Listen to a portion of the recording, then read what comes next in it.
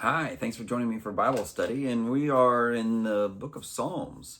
It's a fifth Sunday, so we do things a little differently on fifth Sundays, and so this is just kind of a shorter devotional thoughts, perhaps, on Psalm 92. Psalm 92. But all of the Psalms, from Psalm 90 through about 106, there's some really good praise Psalms in that, reminding us that God is the King. And because I enjoy the book of Daniel so much, it really synchronizes well with the book of Daniel, where we're shown that the Lord is sovereign over all the nations and over all the gods. And here we see in these Psalms that same idea that He is the great God over all other gods and idols. And so might be worth kind of reading through a lot of these here. But this one in particular, Psalm 92, says it is for the Sabbath, to be sung on the Sabbath day.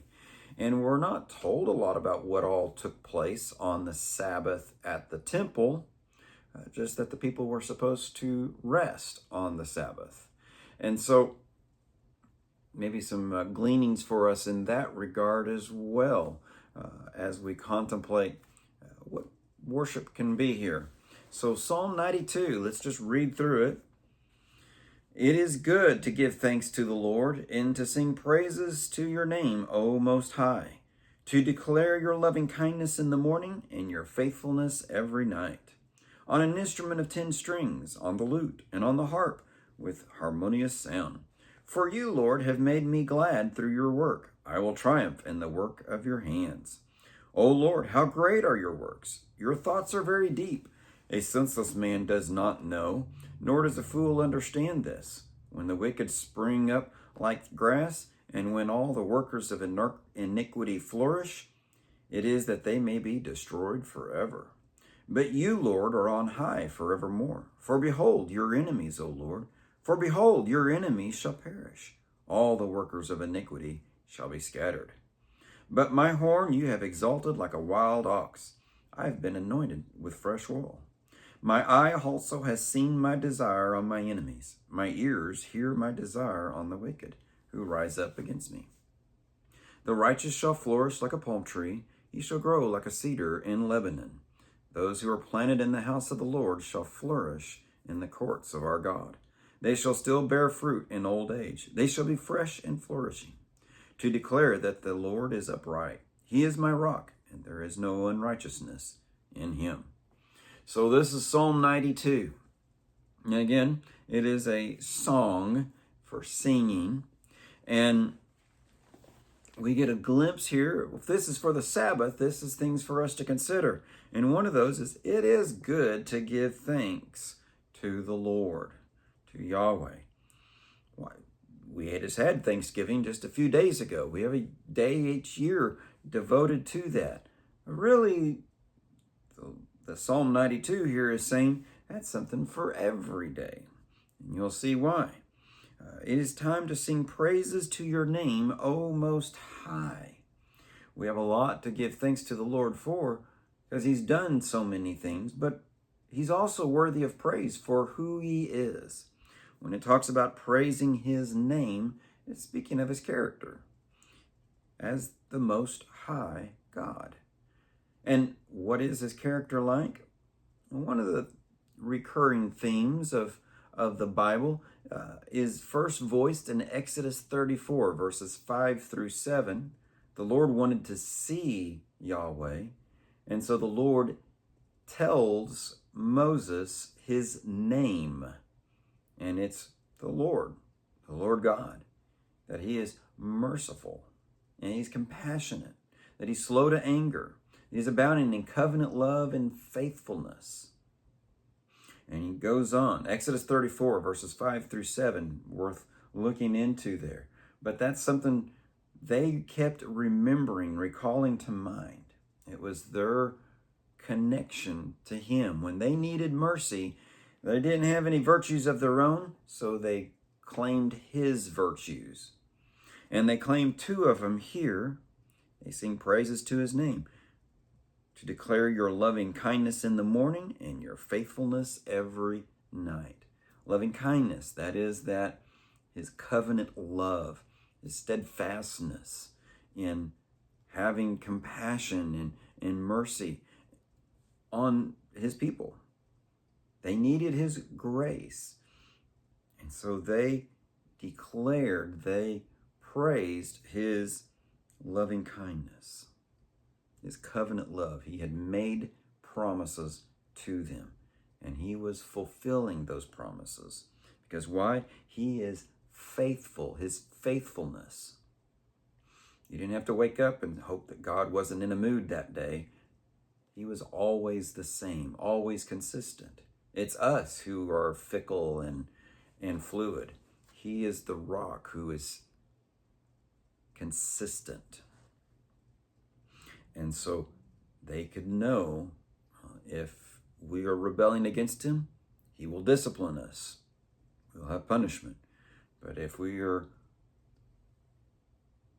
obedient, if we are crying out for mercy, if we are repentant, then we will find God's mercy and grace is always there, consistent.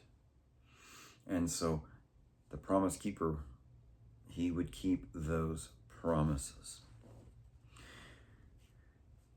And apparently a part of his character too was that he enjoyed music. Not only is this sung, but in instructions it is to be sung with instrumentation.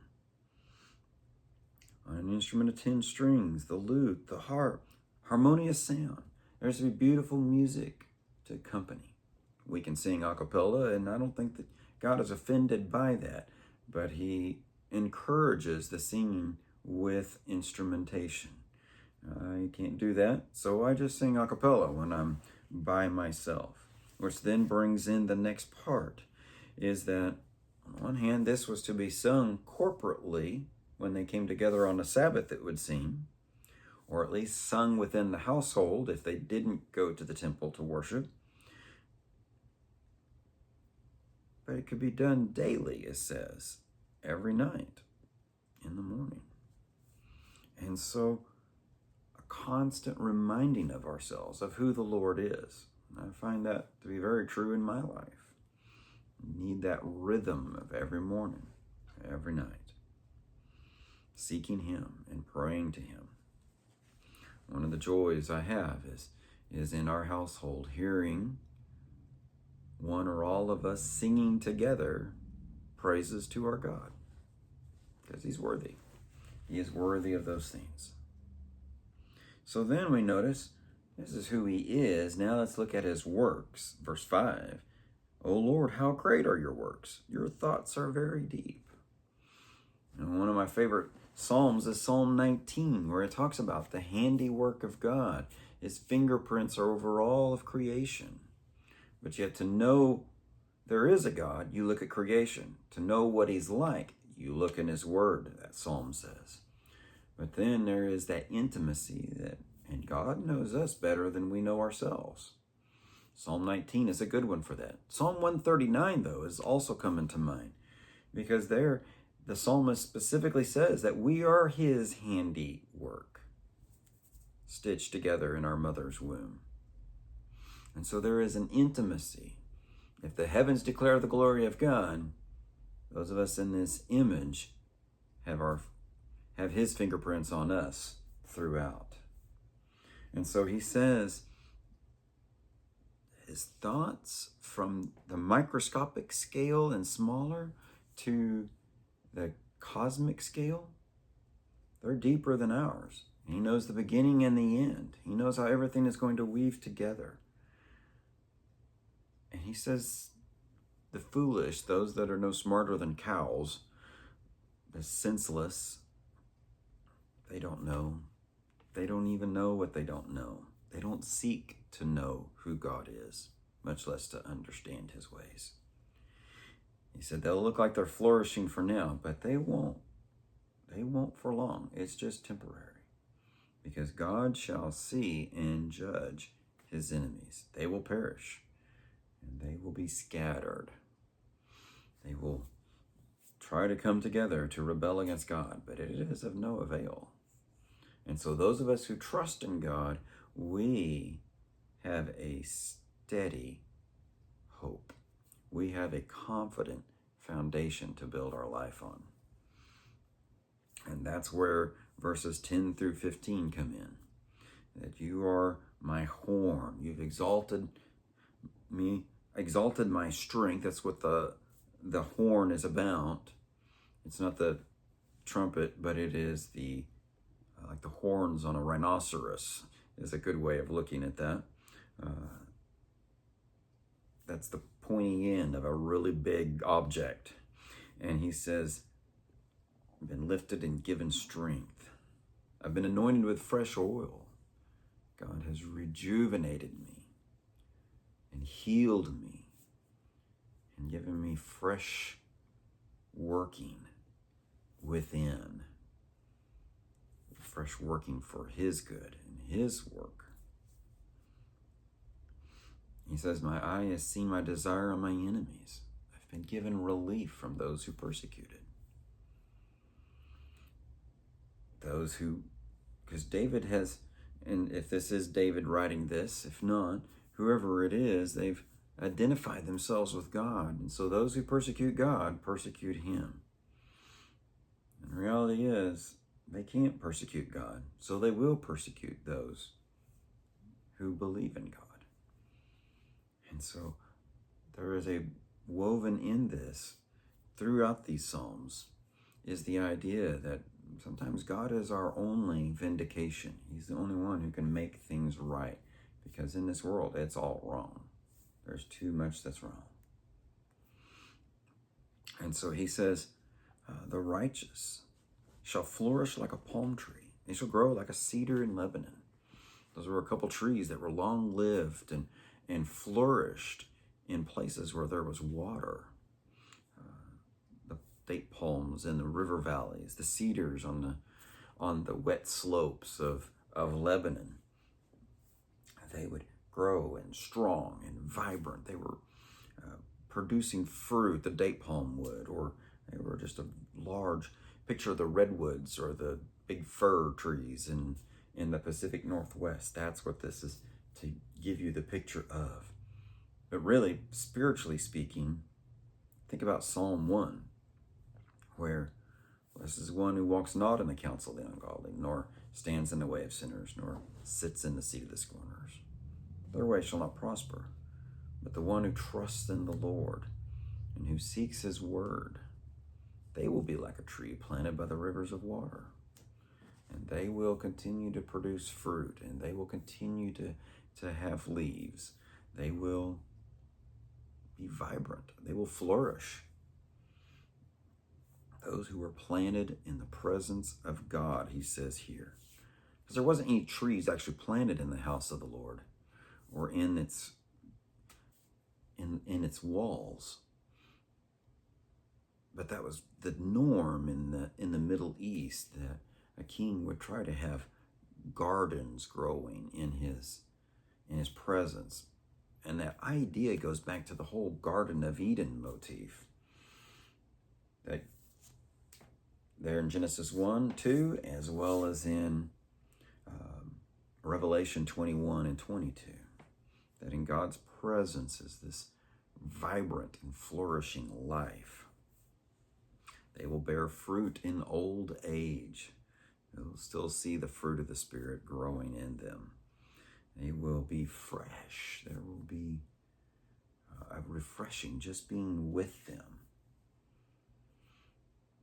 How did Jesus describe this person? The person who builds his house upon the rock of Jesus' teachings. Storms will come, rains will fall, but their house will continue to stand. But it's that same picture as the tree, green and full of sap, still praising the Lord. Because the Lord is upright. He is righteous. He does what is right. He is my rock. He is steadfast, unchanging, a reliable truth,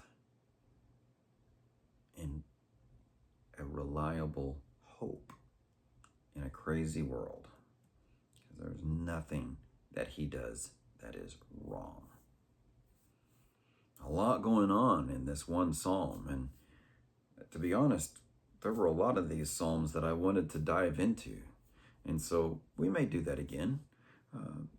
But I hope today has given you some fruit to think about as, are we rooted in God?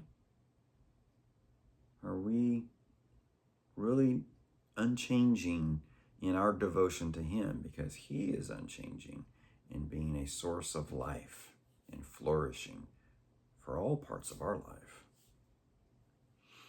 I hope that we are wise in seeking after Him and not foolish, because He is worthy of being praised just for who He is. On top of that, for what He does. Thank you for joining me for these little meditations on the scriptures. God bless you. God keep you. I look forward to next time.